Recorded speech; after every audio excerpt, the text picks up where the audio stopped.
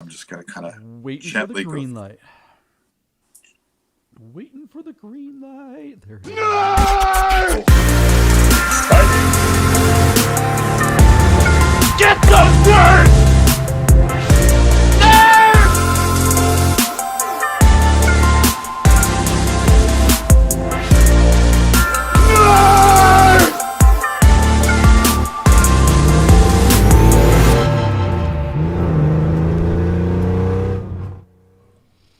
Well, good morning, everybody. It's Monday, which means only one thing. It's time for Bid Nerds. You've been waiting all weekend for this. You're like just jonesing. I know most of you are sitting around like that Simpsons meme with Marge just sitting there.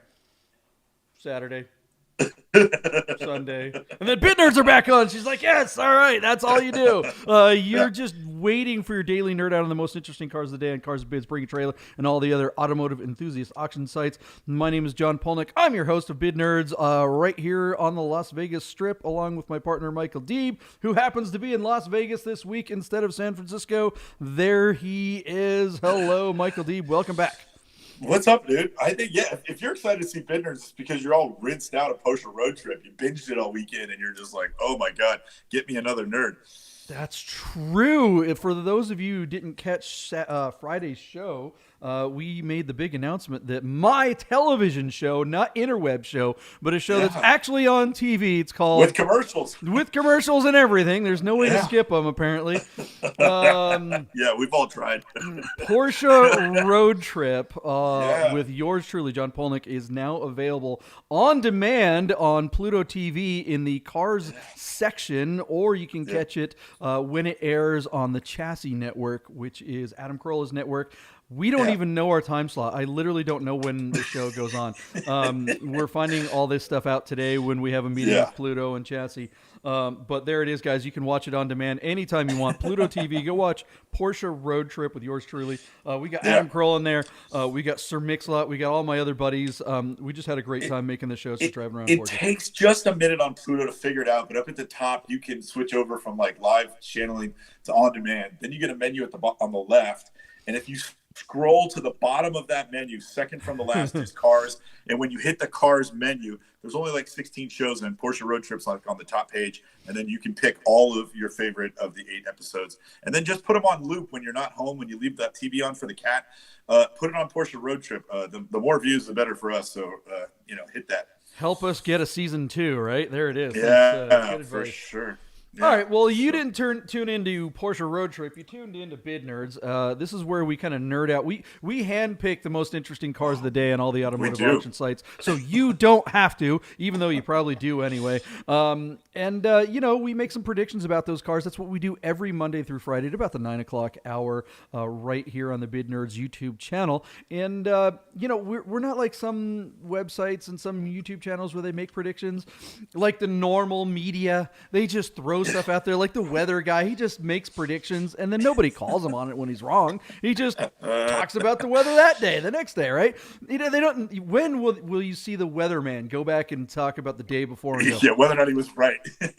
Yeah, I really screwed that one up. Sorry, guys. I get it. No, we do that. That's how we start. We go back and we talk about our predictions and we see how we did. Michael Deeb, how did it go on Friday? JP, Friday was fun because we had Lane Skelton from Driving While Awesome and Rad ForSale, the Redwood founder, Lane Skelton from Santa Cruz, tuned in. He was our third nerd, and he's really good at this. I have often said to you, we should stop having him on the show because he's kind of like a pro. It's like bringing in a ringer, and then you and I are in big trouble when he comes on.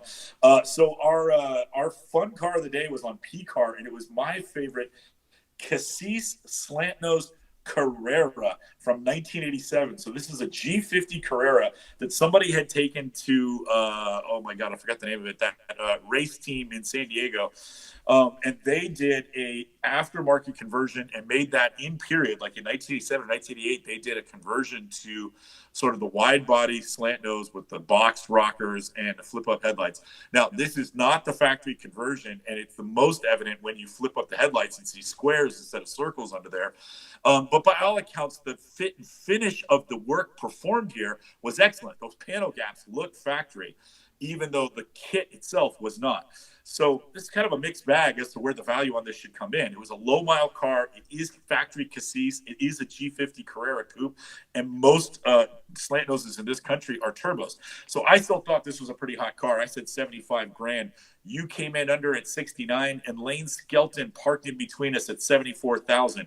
Now, our car had failed to sell at $73,750, very close to Skelton.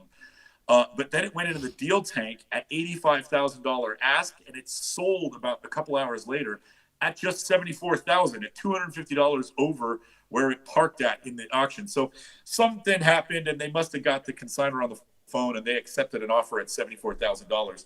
So I don't know. Technically, I won that one, but Lane Skelton got kind of a fish-eyed Yahtzee on that, because it didn't land there, but it eventually got there just a couple hours later. So an interesting lot and an interesting sale all the same. And that is how P-Car Market does a lot of their business. The car doesn't, it doesn't sell at the hammer, but it goes into the deal tank, and oftentimes a deal is made later that day. So congratulations to everybody there.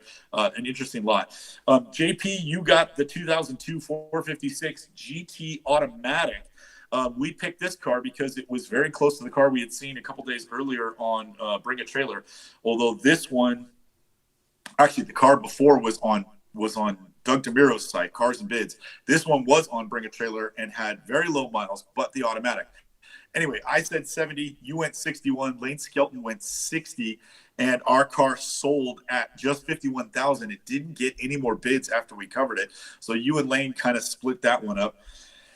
And then really, JP, the big surprise of the day was this 1960 Porsche kit car, a 718 RS replica.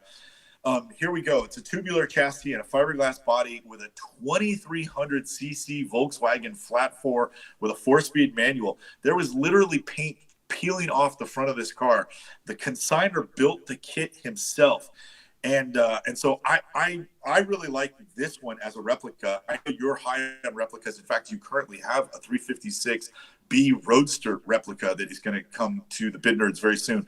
But when I look at these, I learn from listening to you, and then I'm guessing blind in the dark. So I said 27,000.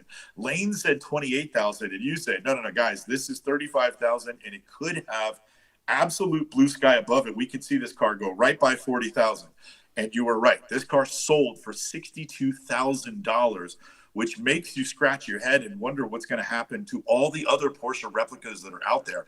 I predict that this result on Bring a Trailer is going to bring a boatload of replicas to the market this summer, and we are going to see some really fascinating cars come out of the woodwork in the next few weeks.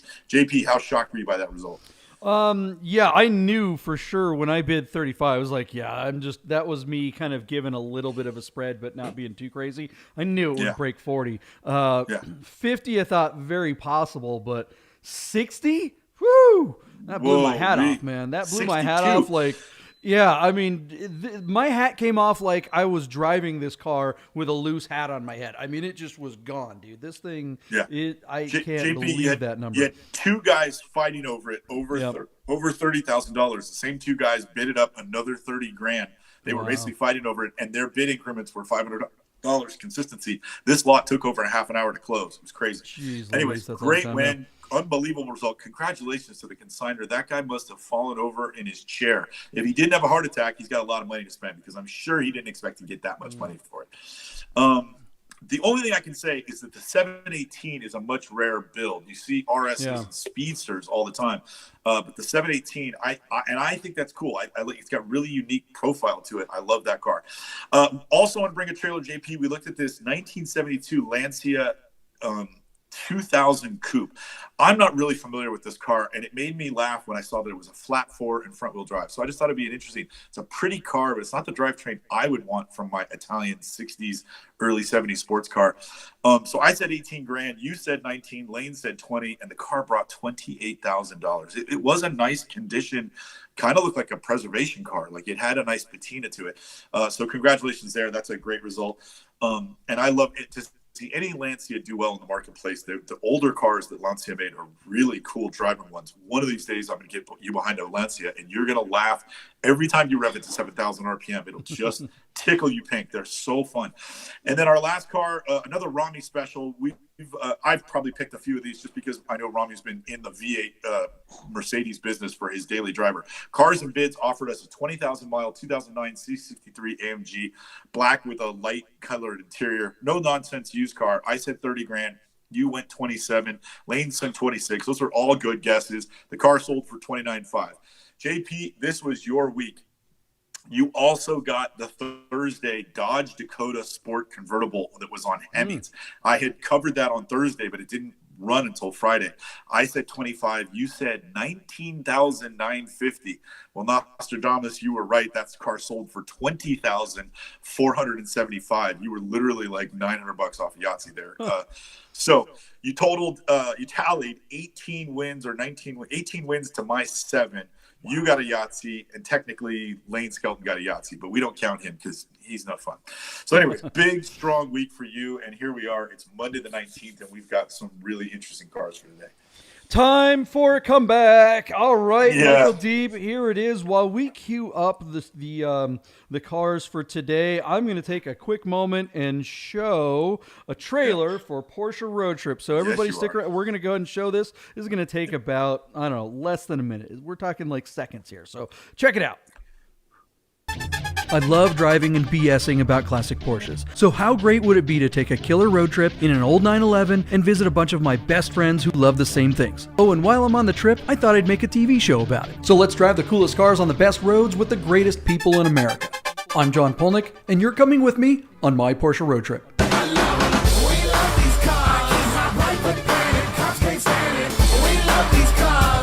I think it's just getting people into cars for the reason we like cars, which is actually like driving the cars. You're living with a Victoria's Secret model, ever banger? Saving it for the next guy. I take a microfiber and I just kind of wipe her down. But Man, give me a 911 turbo cab, because that big wide ass with that top down and that girl's hair flying in the wind, you can't beat that. This is all your fault, John. I ain't no collector. You drive them things and I might respect ya. JP, at the end there, the guy who says, "This is all your fault, John," in Dirt Studio with the pink sweatshirt. Who is that? That is Sahan Faizi. Oh, it's Sahan. That is our good friend Sahan. So Persian Pillow. Sahan, I'm sorry. I apologize. I know Sahan. Okay, cool. That's we awesome. had a good time with that. He, man, his car. So his first Porsche was a Porsche that was his uncle's that he remembered when he was a kid, and he ultimately got a chance to buy it. And then ultimately, I wound up buying the car from Sahan. He got my modern Porsche at the time, a 997, and then and now our friend Ryan has the same air-cooled SC. I eventually moved it on to him, and he's done all kinds of cool stuff to it. That car continues to live on. That's so right. Thanks, Sahan. Persian Pillow, at Persian Pillow on the Instagrams if you want to follow him. I remember Ryan had a weak moment like a year ago where he thought about selling the car, and then I followed up with you. I'm like, Ryan's not going to sell that car, and he's like, no, he came to his senses. He's holding on to it. He realized he'll never get another one if he lets that go. So I'm glad he kept the car, and he goes out and uses it too. He drives it. He does, and the boys are on it. Dwayne and Doring and a couple of their other buddies. They actually pulled the engine. They're rebuilding it right now. Even though good for him. That car will stop smoking and dripping. That's good. All right, buddy. What's all right? So the most interesting cars of the day. Well, I mean, we have a Ferrari on the list, and how can the Ferrari not be the car of the day, especially when we're talking such a rad car? This car, the big question is whether or not this car is sitting on Bring a Trailer, but the question is whether or not it should be on Bring a Trailer or should be on Rad for Sale, because how much more rad than this do you get? Look at that. That is hot. Come on. That is really high. All right, JP, this is a 1991 Ferrari 348 TB. TB, the T stands for transverse. So all the V8s that came before that, and even the little V6 Dino, the motor was it's funny that they say transverse, because the motors in the other cars were transverse and the motor in this car is longitudinal, but Ferrari called it transverse because they had turned their own motor to run the long way. And then B is for Berlinetta, meaning it's a coupe. These have a 5-speed, and the 3.4-liter V8 pumps out 300 horsepower and 240 pound-foot of torque. This car has 28,000 miles and is offered out of Beach City, Ohio, where the consignor has put on 18-inch Speedline wheels, and that is basically the same specification of wheel that came on the Challenge cars that raced in Ferrari's one make series. I love those wheels. They look really good. He blacked his out, which is kind of a tough look for the car. But personally, JP, the speed lines always have like a decal or is painted speed line with a little logo on one of the, one of the fingers of the wheel. I would have liked to seen him put like one little decal or something to let people know that they are the authentic speed lines. But by all accounts, this looks like the car Darth Vader would drive if he went out for, if he came and hung out with the bid nerds. He'd probably show up in a 348 with blacked out Speedline wheels. Really nice car. Engine out service in February of this year. So JP, we're talking 2 months ago. This guy brought the motor out, charged the AC, did all the belt service and a complete major service for this car. So this car is freshly serviced and ready to go for the next 5 years, I would say, and is all gassed up and ready for you. It has 14 bids. It's got a couple hours to go, and it's at $51,000. How nice is this? And then there's a little thing that I've seen sort of trendy on Bring a Trailer. This guy seems to be a really nice guy because a couple of different people have gone on and commented how they are friends with the consignor and what a wonderful guy he is and how nice he is and how good he takes care of his things. And so it's funny that Bring a Trailer has this where you have sort of the associate endorsement of you, the seller, where the community might not know who you are. You got a friend that steps in and says, oh, great guy, great car. You're getting a really nice thing. The photos do a good job. He's got pictures of both sets of wheels. And all the modifications, all the original parts are laid out. Very well presented car and low miles. This one could tally up pretty high, JP. This could be maybe a real nice auction at the close there. This guy could be happy with the result. What do you think? I am a huge fan of 348s. So they're actually no big secret. They're my favorite Ferrari. Sure, there are better Ferraris. Sure, there's all kinds of reasons to like other Ferraris more, but there's something about this one that speaks to me being my age. This was the Ferrari to have when I was, in high school or whatever. The gills just scream 80s, which is so period correct. I feel like these are the 964 of Ferraris. They are the one that was just like pooped on and everyone hated this car for so long, and now they're finally getting their due. This car is just so much fun to drive. Yeah, a lot of maintenance headaches and stuff like that, but it's not going to be your only car. Come on, let's face it. If you have one of these, you have a bunch of other fun stuff that you can drive. So yeah, I want one of these really bad. The TB is the one to have because it's a hardtop, and that's what everybody wants. I would really prefer, what is it, the Berlinetta, the one that has the target top? GTS. Yeah, GTS. Sorry, that's more. GTS, That's more my speed. Even though this one's probably worth more. I mean, this car isn't something that is just mad crazy fast or whatever. So you want to drive it with the top off and have fun and be seen in it. But whatever. This car is definitely worth more than a cab or a GTS.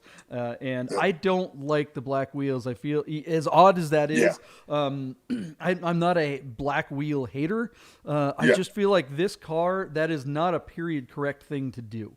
Nobody blacked out their wheels back in the 80s and 90s. That was just not something that was ever done. So it's a very modern mod. And so maybe it updates the car a little bit, and maybe that's kind of cool for a certain segment, but I don't like it. Yeah, I agree with you. Even dark gray would have been a better reach for him. And again, I think the Speedline, a Speedline decal on the wheel would make them look more correct instead of more modded out. And anyways, at 964 analogy is great, JP. This is the first Ferrari that used like Brembo 4-piston calipers. They had coilover suspension. They turned the engine in the right direction. There were a lot of improvements that made an evolution of the 308, 328 a finally drivable, livable car.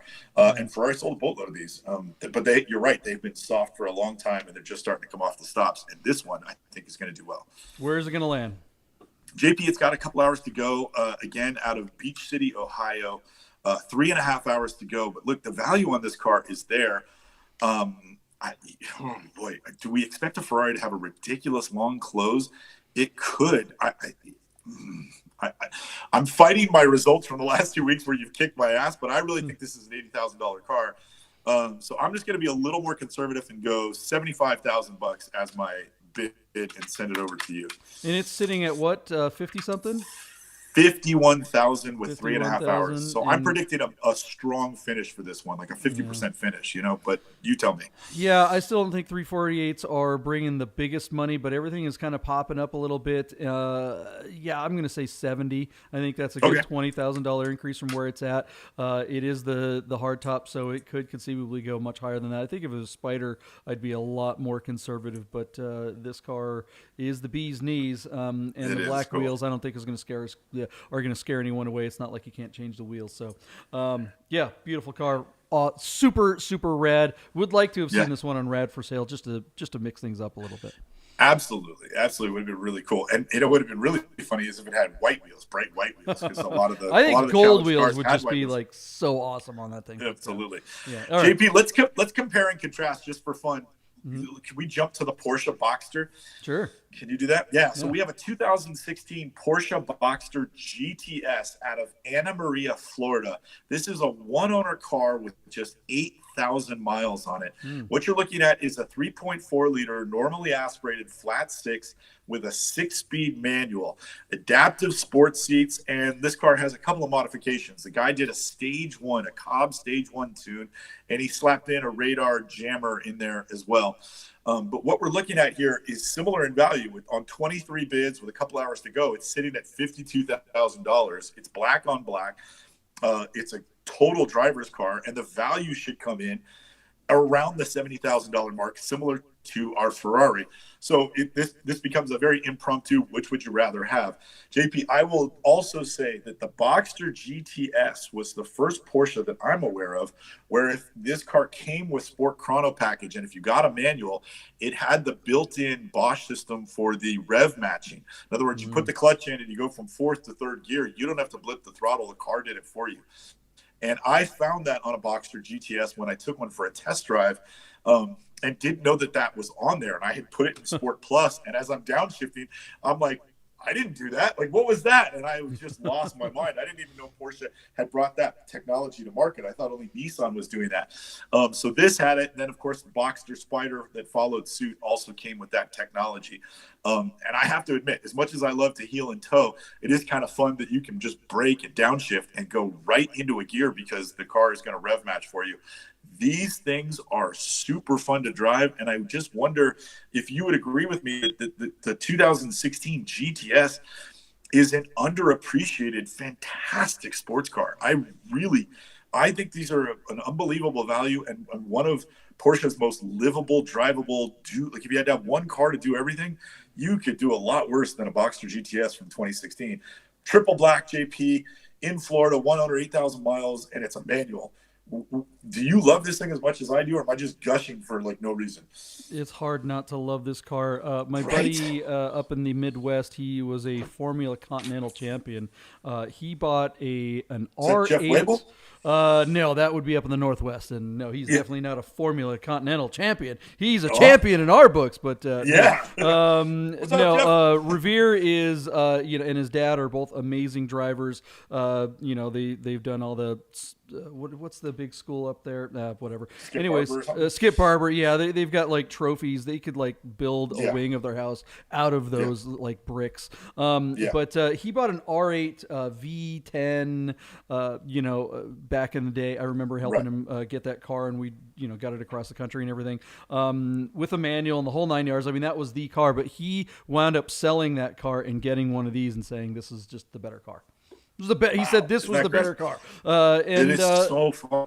Right. I mean, the Spider version is really one of my favorite Porsches and one of the few Porsches that I would rather have over a 911 configuration. But I don't know. It's like this car versus the 348 is a very good challenge because I mean, immediately I'm like, I'd way rather have the Ferrari, but that's because I have multiple cars. If you have one car to do it all, if you've got if you have one parking spot, and you've got a commute and you want to go out on the weekend and maybe you want to do DE days and you want to, and you want to be able to rely on the car. This is the better car in every way, not just by the performance numbers, but reliability, cost of ownership, blah, blah, blah. Everything about this car is a million times better better than the 348, other than the fact that the 348 is a romantic Italian sports car.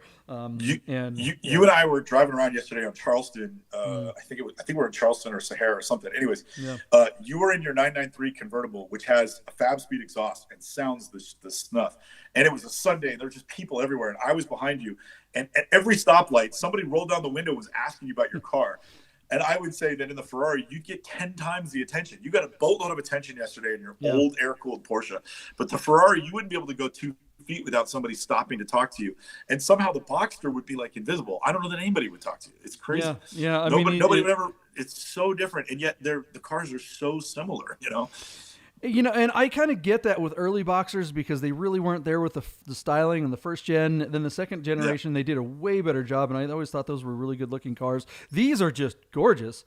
I mean, I think this is just a straight-up great-looking Porsche on its own right. It's not better than a 911 because it's not about whether it's better. It looks beautiful on its own. I don't think you need to compare it to a 911. It's just a fantastic. They knocked it out of the park with the design of this car, but it still just doesn't get the love.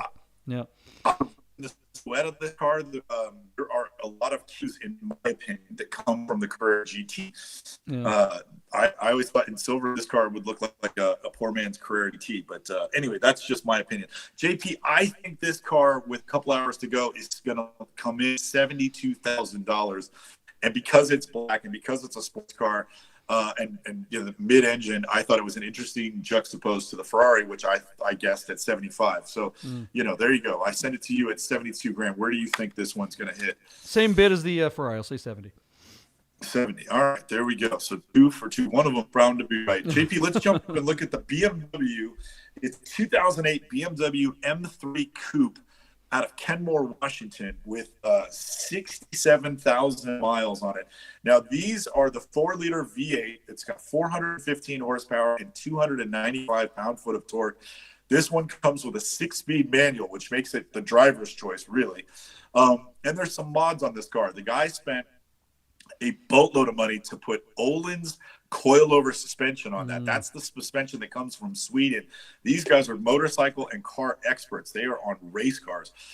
This, I would imagine the set for this car is minimum $5,000 and could have been as expensive as $7,000 or $8,000 just for the Öhlins springs and shocks. He also put a spec carbon clutch, and it's got a Ramus exhaust. BBS wheels that would have come off the competition car, and he's got Michelin Cup 2s on there. So clearly this guy tuned this car out to make it a pure driver. But it's not without some flaw. In February of 2011, there was a collision with another car. The BMW got hit in the rear. So that mark on the Carfax is bound to hold the value on this one back. I say its car's at $17,200 on 12 bids. I'm not a fan. As tricked out as this car is, I wish it had an all-black interior. The beige interior, despite having a black dash, looks like Dad's car and not like a car I would want to own.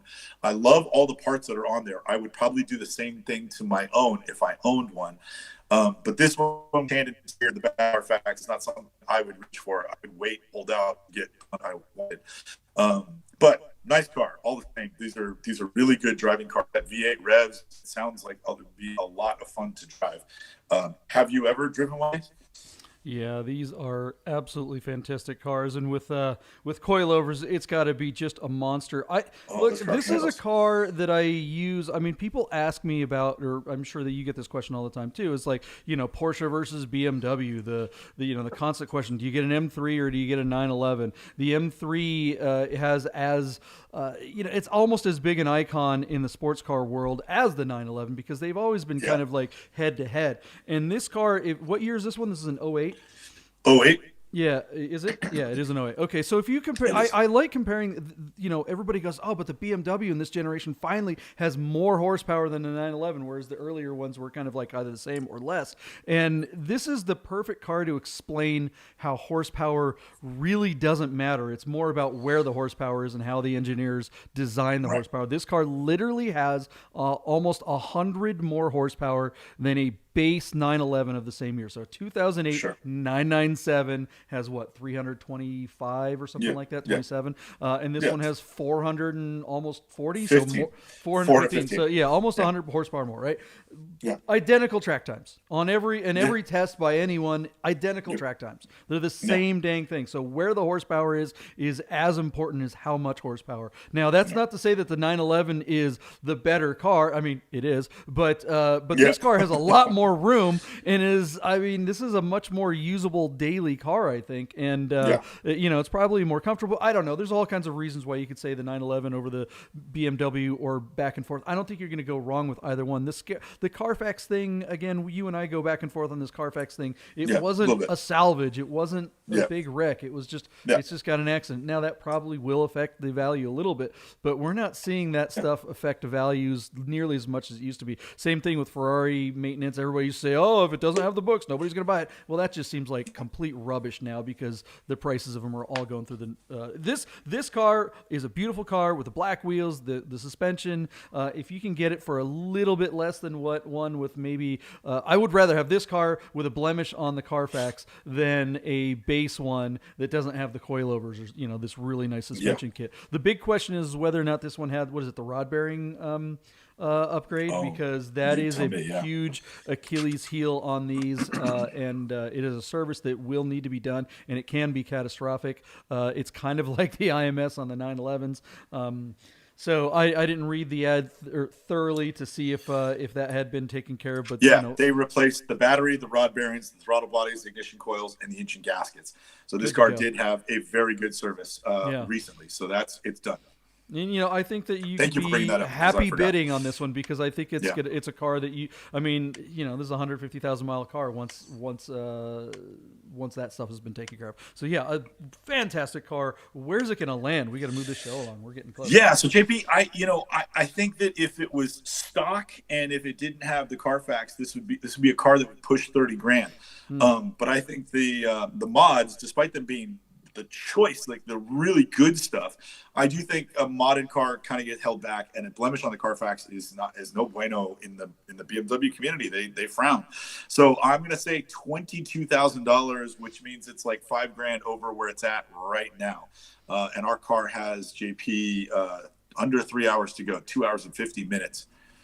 All right, I'm with you. I don't think these get anywhere near $30,000. This car is one of the best values in sports cars right now. People always say the 996 Turbo is the best value. The 996 Turbos are expensive now. This is the last car that people are. It's like the E90, 92 versions of this car just seem to be passed right over. You're finding them for under $20,000 with some miles on them. This one with a blemish, I think 22 is a great bid. I'm going to go 21 because I'm. Our buddy Eric Keller at Enthusiast Auto in Cincinnati, who's the BMW M specialist, he would have this car listed probably for 30 grand with a manual transmission. Manuals do bring a small premium because even though the dual clutch is good and it's fast, it's not as pure a driving experience. And so the manuals do still have a cult following. Of course the manual. And I'm only talking about the manual ones. I mean, an automatic one with a dual. I mean, that's not even on the radar. That's like talking about a Tiptronic 911. It's like, who cares? I mean, we don't even. It's like not. They don't exist as far as we're concerned. I mean, that would be if this were the flappy pedal car. This would be a $15,000 car. I kid you not. If you're lucky. Yeah. All right. Give me your bid again, JP, because I accidentally 21. talked I was to right 21. Right underneath it. Okay, cool. Okay. All right, JP, 2 cars to go. Let's do the Pontiac first. It's a 2004 Pontiac GTO out of Port Charleston, Florida. This car has 53,000 miles on it. It has a replacement motor. They put a replacement 6-liter V8 that they built up.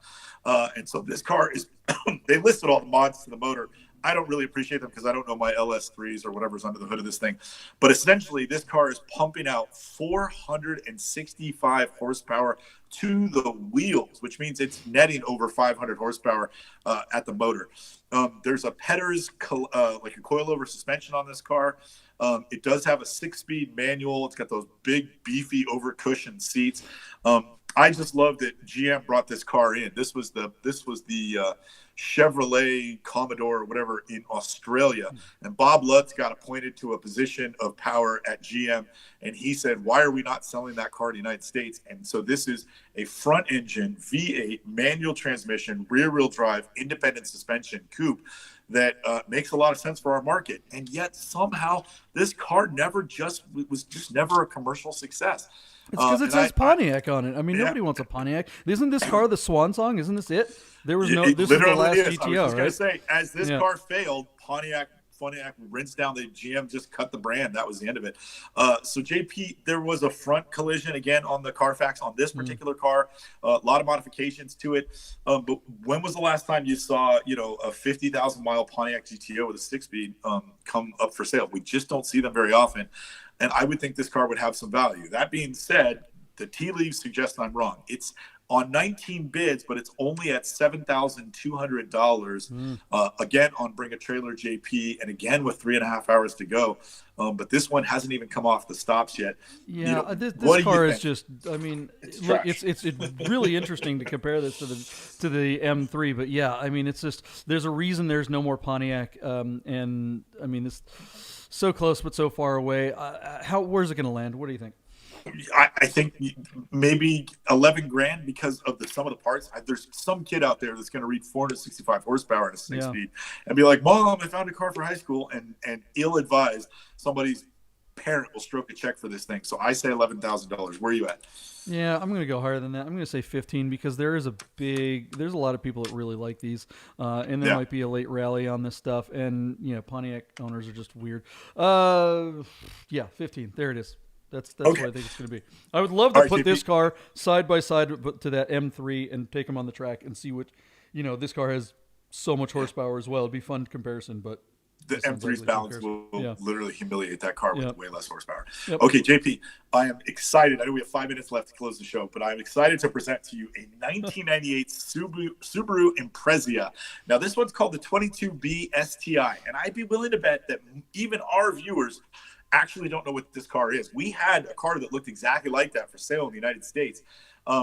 But this is the 22B. Ours was a 2.5 liter, normally aspirated. This is a 2.2 liter turbocharged. And what we're looking at is a homologation special for Subaru's early factory effort in World Rally Championship. This car came out of Japan and is right-hand drive. It is number 156 of just 400 made, and this car pumped out a respectable 280 horsepower and 270 pound-foot of torque. Brembo brakes, BBS wheels, an electronic locking differential, Recaro seats, manual transmission. All the specification was there for Subaru to homologate all those parts onto their World Factory Rally effort. And a Scotsman by the name of Colin McRae took that car to the championship multiple times and became a hero in the UK and in Japan, and put Subaru on the map as a legitimate, world-respected performance handler. And they had an arch nemesis in Mitsubishi who had previously held the title, and they went back and forth for the next decade. I think this would be an amazing car to go up at Radwood for sale, or at the next Radwood event. I love this thing. The right-hand drive would prevent me from buying one. That and the current price that the car is listed at would also prevent me from driving one. But these are pure unobtainium in this country. Somebody brought one in July of 20 on the show and display, and so offered to us out of Palm Springs, California. Our car is showing 40,000 kilometers, which is $25,000. So JP, let me get to the good part. Let me just cut to the chase. Our car has an hour and a half to go. It's got 15 bids, and it's sitting at $165,555. Wow. So when somebody, what was the car we looked at the other day? That Corvette, it was one of 4,000. And I just laugh at that. Right. They're like, it's a commemorative edition. I'm like, it's limited. They're numbered. It's like, what a fucking joke. This car is one of 400. They only were built in right-hand drive. And this car is showing 165,000 in our country. I mean, this is a really neat car. It's an icon that was the grandfather of all the cool cars that we eventually did get STIs here, but this was before STI was its old model. So JP, I send it to you. How cool is this? Do you appreciate everything that this car represents? Of course. It's overpriced for sure. Of I mean, course. you could rebuild this car for less money, but this is the real deal. Yeah, I have no interest in this, but I absolutely appreciate what it is. And you know, I mean, it's a collector car, and that's all there is to it. So how much is it going to bring as a collector car, not necessarily a driver car? Yeah, that's the question. So this is, again, I'm going to kiss this car's ass one more time. I think this is Subaru's 2.7 Carrera RS from 1973. This is the car that put them on the map. And I think it'll just continue to go up in value. That being said, it wouldn't surprise me if this car brought $200,000. But I mean, who knows? 15 bids is not a lot of bids, but the people that put the money up there, it seems to me like it's already at its full value. So I'm just going to say 185. But if it went to 200 or 250, I wouldn't be shocked. There's just probably only 2 or 3 more in this country, if at all. So there you go, JP. What do you say? Yeah, I mean, there may not be many of them, but I mean, how many people really want it? I mean, that number is such a high number. That gives you some serious options. But then again, you know, when it comes to collector cars just sit in a whole different world. I'm sitting here watching the driver video, and this is just an awful driver video because he's just driving it around town. How lame! But at least you get to see that it works. And he's driving really slow. Yeah, and and every time he comes up to an intersection, you know, I'm like worried about the ice cream truck pulling in front of him and crashing into such a rare car. What's it at right now? 150 what? 165. Let me give it to you this way. A 1994, 1995 Acura NSX that would be, let's say it was in white with 25,000 miles, would be perilously close to $140,000 to $160,000 car. And similar horsepower and specification, because this thing's got all the torque from the turbocharged motor. And yet this is way more exotic somehow, even though it's an Impreza. It's a special model. So, I mean, it's right in there with the current, you know, as far as in this country, the top of the Japanese, market. Yeah, I mean, I think the NSX is a good comparison because it's like the NSX looks exotic. This doesn't. This looks like a $25,000 car driving down the road. But I think maybe a closer comparison would be maybe the S2000. What was it? CR. You know, another car that looks like a $20,000 car, but is $100,000 car. Right. So I don't know. I have no idea. I mean, F9's coming out, so maybe that's going to bring the value up or something. Who cares? I'm just not excited about this car because I'm not a Subi guy and I don't like right-hand drive cars. I would never collect something like this. That doesn't. I really shouldn't be. I'm not disparaging this car, and I'm not disparaging anyone that does want it. I think it's an awesome vehicle. It's just not something you appreciate. Yeah, I do because I thought it was really cool. I love it. I love the rare flair of the car. It'd be fun to drive it once, right-hand drive, and it'd be really fun to have somebody who knew how to drive right-hand drive take you for a drive and scare the snot out of you while you're in the passenger seat on the crest. You're like, ah! You know, like I would actually consider owning a normal left-hand drive STI. That is a car if I was filling up a garage, it would definitely be on the list because these are so much fun. But I just... You know, this super collectible stuff just doesn't do it for me because any car I ever own is going to be something that I want to drive and drive a lot. And this one is obviously something that you just wouldn't be able to do that. You would have to hermetically seal it. So, what did you give a number? Did I give a number? I said 185, but like I said, this car could easily go to 200, but it just seems like it's already maxed out. 190 then. I mean, that's just total shot in the dark because I haven't the slightest clue. That's there close. it is. Yeah, there it is, guys. We're kind of in a hurry today because we're going out and we're doing a shoot right after the show. Tomorrow we have Paul from Auto Kennel is joining us, and we're going to have some weird timing on that one too because we have a shoot in the morning tomorrow, so we're going to have to figure that one out. But, you know, look for us at around 9 o'clock, and we'll be on. I'm going to close the show out with the Porsche Road Trip trailer again, as if you didn't see that already. Make sure you subscribe, like, and hit the notification button, and we'll see you tomorrow with more of the most interesting cars of the day on Cars and Bids, Bring a Trailer, and all the automotive enthusiast Later, sites. guys. See you, Michael Deeb. See you, nerds. Later. I love driving and BSing about classic Porsches. So how great would it be to take a killer road trip in an old 911 and visit a bunch of my best friends who love the same things? Oh, and while I'm on the trip, I thought I'd make a TV show about it. So let's drive the coolest cars on the best roads with the greatest people in America. I'm John Polnik, and you're coming with me on my Porsche road trip.